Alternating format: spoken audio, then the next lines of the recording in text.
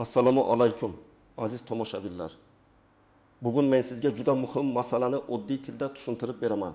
25 avgustdan boshlab kimlar ko'proq pul olishi mumkin? Har bir kishiga 1.200.000 so'mdan beriladimi? Yoki bu gap noto'g'ri talqin qilinyaptimi?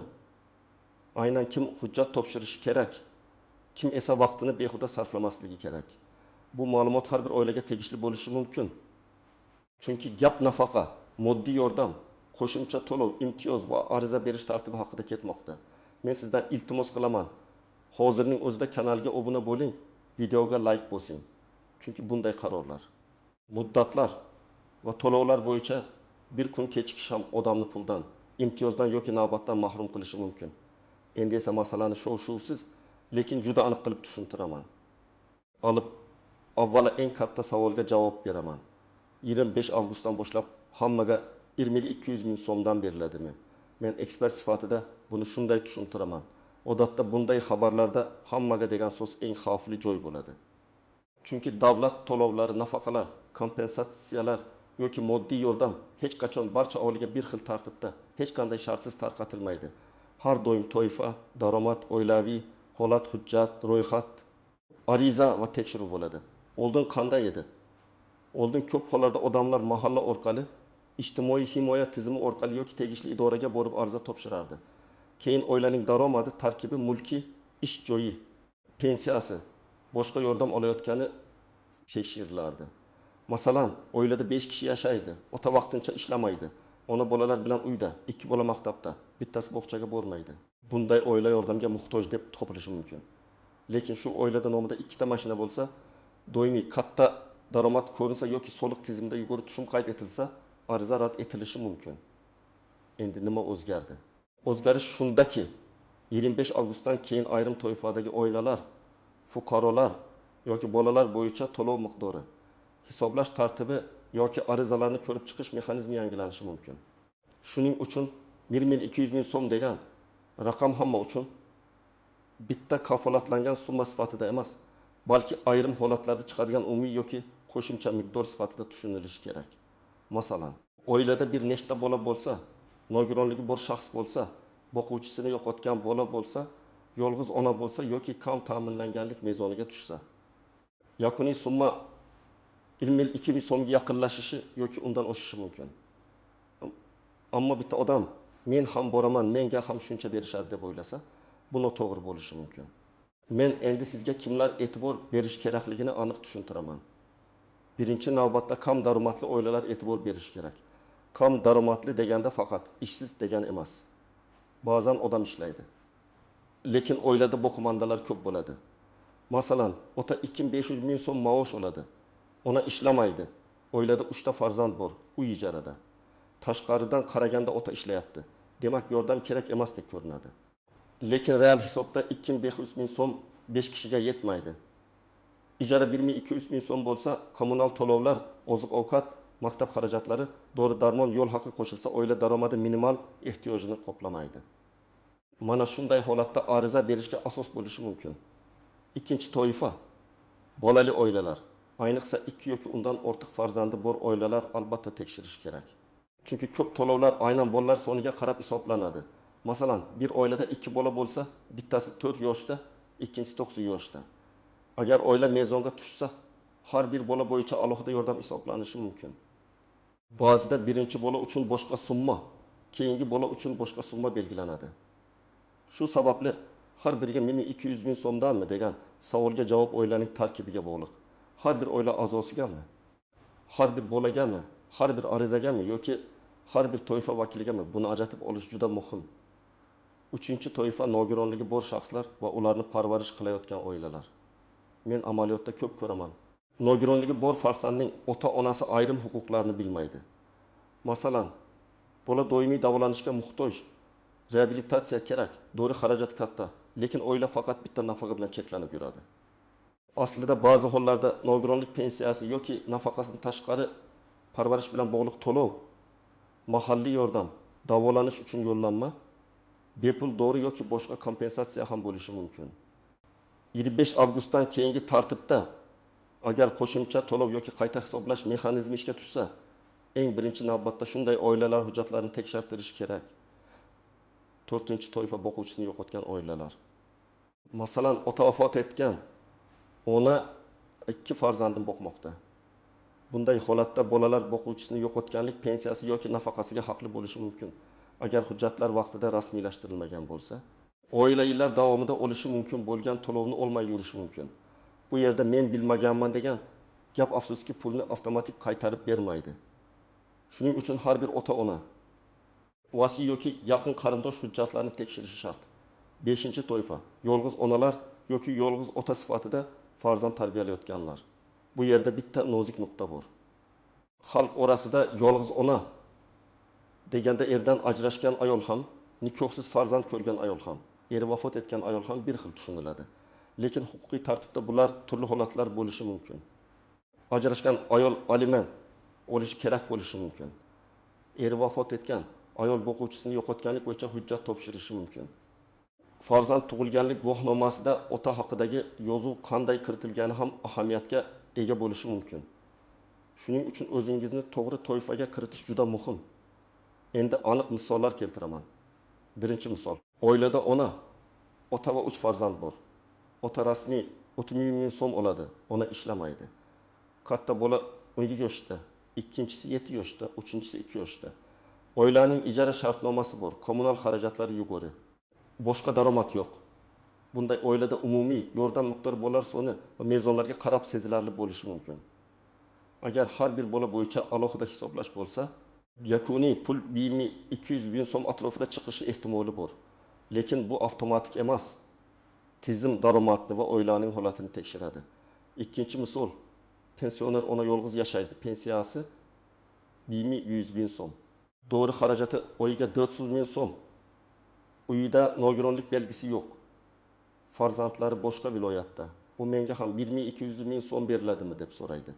Bu holatda unga bolalar nafaqasi emas, balki moddiy yordam, ijtimoiy xizmat, dori-darmon imtiyozi yoki boshqa turdagi yordam mos kelishi mumkin. Demak, to'lov nomini adashtirmaslik kerak. Har bir yordamning o'z sharti bor. 3-misol, er-xotin ishlaydi. Umumiy daromadi dog'asi ming so'm. Oilada 2 bola bor. Uy-joy o'z nomida, avtomobil bor. Bunday oila ham xabarni eshitib, bizga ham har bir bolaga 200 ming so'm beriladimi deb o'ylashi mumkin. Lekin ehtimol bu oila kam ta'minlanganlik mezoniga tushmaydi. Agar qaror faqat muhtoj oilalarga tegishli bo'lsa, ularga to'lov berilmasligi mumkin. Bu adolatsizlik emas, bu ijtimoiy yordamning mantig'i. Pul birinchi navbatda haqiqatan muhtojlarga yo'naltiriladi. 4-misol, ayolning 3 farzandi bor, eridan ajrashgan, aliment qarzdorligi 10 million so'mga yetgan. Ayol ishlaydi, lekin maosh 2200 ming so'm. Bunday holatda u nafaqat ijtimoiy yordam bo'yicha, balki aliment undirish, ijro byurosiga murojaat qilish, kam ta'minlanganlik mezonini tasdiqlash va bolalar bo'yicha qo'shimcha yordam masalasini ham ko'rish kerak. Agar u faqat 200 ming so'm beriladimi deb kutib o'tirsa, muammoning yarmini hal qiladi xolos. To'g'ri yo'l huquqlarini kompleks tekshirishdir. Endi istisnolar va ko'pchilik bilmaydigan nozik joylarga o'taman. Birinchi nozik jihat ro'yxatdan o'tgan manzil va real yashash joyi. Ko'p oilalar bir joyda ro'yxatda, boshqa joyda yashaydi. Masalan, fuqaro Farg'onada ro'yxatda, lekin Toshkentda ijarada turadi. Ariza qayerga beriladi? Qaysi mahalla ko'radi? Qaysi tizim oilani tekshiradi? Mana shu savollar muhim. Ba'zi xizmatlar doimiy ro'yxat bo'yicha, ba'zilari real yashash joyi bo'yicha ko'rilishi mumkin. Shuning uchun mahallaga yoki ijtimoiy himoya bo'limiga borganda men qayerda ro'yxatdaman, qayerda yashayman, arizam qayerda ko'riladi deb aniq so'rash kerak. Ikkinchi nozik jihat rasmiy va norasmiy daromad. Odam men ishsizman deydi, lekin kartasiga har oy 400 ming so'm tushadi. Tizim buni ko'rishi mumkin. Yoki aksincha odam bozorda ishlaydi, daromadi doimiy emas, lekin rasmiy joyda ishlamagani uchun o'zini umuman daromadsiz deb ko'rsatadi. Tekshiruv vaqtida mahalla, soliq, bank, pensiya jamg'armasi yoki boshqa bazalardagi ma'lumotlar inobatga olinishi mumkin. Shu sababli yolg'on ma'lumot berish juda xavfli. Bugun to'lov chiqsa ham, ertaga qayta tekshiruvda ortiqcha olingan pulni qaytarish talab qilinishi mumkin. 3-nozik jihat nomingizdagi mulk. Ba'zi fuqarolar bu mashina meniki emas, akamniki faqat nomimda turibdi deydi. Lekin tizim uchun hujjatda kimning nomi yozilgan bo'lsa, mulk o'shaniki hisoblanadi. Agar nomingizda qimmat avtomobil, ikkinchi uy, yer uchastkasi yoki tadbirkorlik faoliyati ko'rinsa, yordam rad etilishi mumkin. Shuning uchun hujjatdagi holat bilan real holatni adashtirmaslik kerak. Nomimda, lekin meniki emas degan gap ko'p idoralarda dalil bo'la olmaydi. 4-nozik jihat, hujjatlarning eskirganligi. Bolaning tug'ilganlik guvohnomasi bor, lekin otalik belgilanmagan. Nikoh bekor qilingan, lekin sud qarori olib kelinmagan. Nogironlik muddati tugagan, qayta ko'rikdan o'tilmagan. Pensiya hujjatida xatolik bor. Bunday mayda ko'ringan narsalar to'lovni to'xtatishi yoki rad javobiga olib kelishi mumkin. Men odamlarni doim ogohlantiraman. Yordam puli faqat ehtiyojga qarab emas, hujjat to'g'ri bo'lsa ham beriladi. Ehtiyoj bor, lekin hujjat yo'q bo'lsa tizim sizni ko'rmaydi. 5-nozik jihat, ariza topshirish muddati. 25 avgustdan boshlanadi degani. Hamma 25 avgust kuni pul oladi degani emas. Bu sana tartib kuchga kiradigan, arizalar qabul qilinadigan yoki hisoblash boshlanadigan sana bo'lishi mumkin. Pulning tushishi esa ko'rib chiqish muddati, tasdiqlash, reyestrga kiritish va moliyalashtirishga bog'liq. Masalan, siz 26 avgust kuni ariza topshirdingiz. Ariza 10 ish kunida ko'rildi. Keyin to'lov keyingi oy jadvaliga tushdi. Demak, pul sentabr yoki oktabrda kelishi mumkin. Shuning uchun bugun ariza berdim, ertaga karta to'lsin degan kutish noto'g'ri. 6-nozik jihat, bir nechta yordamni bir vaqtda olish masalasi. Ayrim to'lovlar bir-biriga xalaqit qilmaydi. Ayrimlar esa birini tanlashni talab qilishi mumkin. Masalan, bola uchun nafaqa va nogironlik nafaqasi alohida tartibda bo'lishi mumkin. Moddiy yordam esa oilaning umumiy daromadini hisobga oladi. Agar oila bir to'lov olayotgan bo'lsa, bu boshqa yordamga ariza bera olmaydi degani emas. Lekin bu hamma joyda avtomatik qo'shiladi degani ham emas. Har bir to'lov turi bo'yicha alohida shartni tekshirish kerak. 7-nozik jihat, karta va bank ma'lumotlari. Ba'zan qaror chiqqan, ariza tasdiqlangan, lekin pul tushmaydi. Sababi oddiy, bank kartasi bloklangan, muddat o'tgan. Karta boshqa odam nomida, hisob raqami noto'g'ri kiritilgan yoki fuqaroning pasport ma'lumotlari bankdagi ma'lumot bilan mos kelmaydi. Shuning uchun ariza topshirishdan oldin bank kartangiz faolmi? Telefon raqamingiz o'zingizning nomingizdami? Pasport ma'lumotlari yangilanganmi? Shuni tekshiring. Ayniqsa pasport yoki ID karta almashtirgan bo'lsangiz, eski ma'lumotlar tizimda qolgan bo'lishi mumkin. Endi eng kerakli qismga o'taman. Siz nima qilishingiz kerak? Birinchi qadam, oilangiz tarkibini yozib chiqing. Kimlar birga yashaydi, kim ishlaydi, kim o'qiydi, kim nafaqa oladi, kim nogironligi bor, kim voyaga yetmagan, kim pensioner. Buni oddiy qog'ozga yozing. Chunki idoraga borganda odam hayajonlanib, eng muhim ma'lumotni aytmay qoladi. Masalan, qizim kollejda o'qiydi yoki o'g'lim nogironlikka qayta ko'rikdan o'tish kerak degan gaplar yordam turini o'zgartirib yuborishi mumkin. Ikkinchi qadam, daromadlarni hisoblang. Rasmiy maosh, pensiya, aliment, ijara daromadi, tadbirkorlik tushumi, chetdan keladigan pul, mavsumiy ish haqi. Men buni yashirish uchun emas, aksincha, o'zingiz real holatni tushunishingiz uchun aytyapman. Agar daromadingiz past bo'lsa, sizda asos bor. Agar daromadingiz yuqori bo'lsa, boshqa imtiyoz turini ko'rish kerak bo'lishi mumkin. Har bir holatda aniq raqam bilan gapirish idorada sizga yordam beradi. 3-qadam, hujjatlarni tayyorlang. Odatda kerak bo'lishi mumkin bo'lgan hujjatlar: pasport yoki ID karta, bolalarning tug'ilganlik guvohnomalari, nikoh guvohnomasi yoki ajrim haqidagi qaror, nogironlik ma'lumotnomasi, pensiya yoki nafaqa hujjatlari. Aliment bo'yicha ijro hujjati, ijara shartnomasi bo'lsa, uning nusxasi, bank karta ma'lumotlari, yashash joyi bo'yicha ma'lumot. Har doim hammasi talab qilinmasligi mumkin, lekin qo'lingizda bo'lsa jarayon tezlashadi. 4-qadam, mahallaga yoki ijtimoiy himoya bo'limiga aniq savol bilan boring. Menga pul bering demang. Bunday umumiy gapdan foyda kam. Buning o'rniga shunday deng: oilam tarkibi mana shunday, daromadimiz mana shunday. 3 farzandim bor.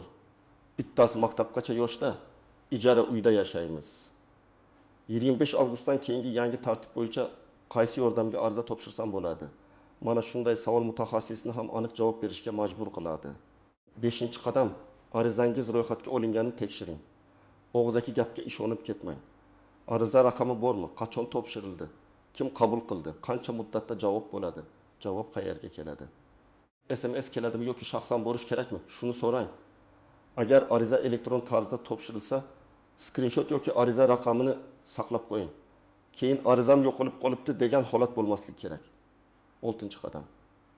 Rad javobi kelsa sababini yozma so'rang. Ko'p odam shu joyda to'xtab qoladi. Menga rad deyishdi deydi va uyiga ketadi. Aslida rad javobining sababi bo'lishi kerak. Daromad yuqori ko'rindimi? Hujjat yetishmadimi? Manzil mos kelmadimi? Tizimda mulk chiqib qoldimi? Agar sababni bilsangiz, uni tuzatish mumkin. Masalan, nomingizdagi eski mashina allaqachon sotilgan, lekin hujjatda o'tkazilmagan bo'lsa, avval shu masalani hal qilasiz. Nogironlik muddati tugagan bo'lsa, qayta tibbiy ko'rikdan o'tasiz. Aliment hujjati yo'q bo'lsa, sud yoki ijro tartibini boshlaysiz. 7-qadam, firibgarlardan ehtiyot bo'ling. Men 1.200.000 so'm chiqarib beraman. Oldindan 200.000 so'm yuboring degan odamlarga ishonmang. Davlat to'lovlari uchun ariza rasmiy idora, rasmiy platforma yoki vakolatli tashkilot orqali beriladi. Hech kim sizdan karta paroli, SMS kodi, mobil bank kirish ma'lumotini so'rashga haqli emas. Agar kimdir kod keldi, ayting, pulingizni tushirib beraman desa, bilingki, bu xavfli. Siz nafaqat yordam puldan, balki kartangizdagi bor puldan ham ayrilib qolishingiz mumkin. 8-qadam, oiladagi har bir toifani alohida tekshiring. Masalan, bir oilada pensioner buvi, nogironligi bor bola, ishlamayotgan ona va maktab o'quvchilari bo'lishi mumkin. Bunday oilada faqat bitta yordam emas, bir nechta yo'nalish bo'lishi ehtimoli bor.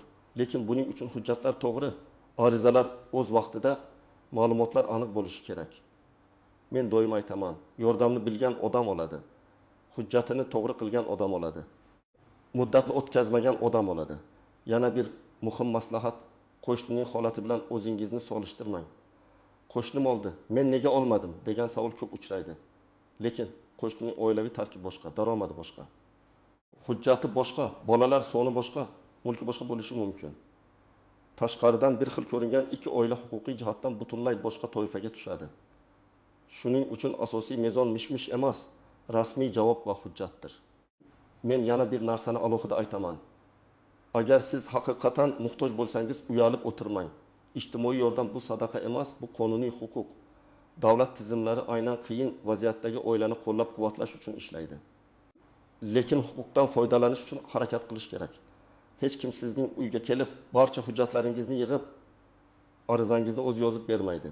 Siz birinchi qadamni tashlashingiz kerak. Demak, 25 avgustdan boshlab ko'proq to'lov olishi mumkin bo'lganlar asosan kam. Daromadli oilalar, bolali oilalar, nogironligi bor shaxslar boquvchisini yo'qotganlar. Yolg'iz farzand tarbiyalayotgan ota-onalar va hujjatlari to'g'ri rasmiylashtirilgan muhtoj fuqarolardir. 1.200.000 so'm degan raqam hamma uchun avtomatik kafolat emas. Bu miqdor oilaning holati, bolalar soni, to'lov turi va qaror shartlariga qarab chiqishi mumkin. Men sizga maslahatimni aniq aytaman.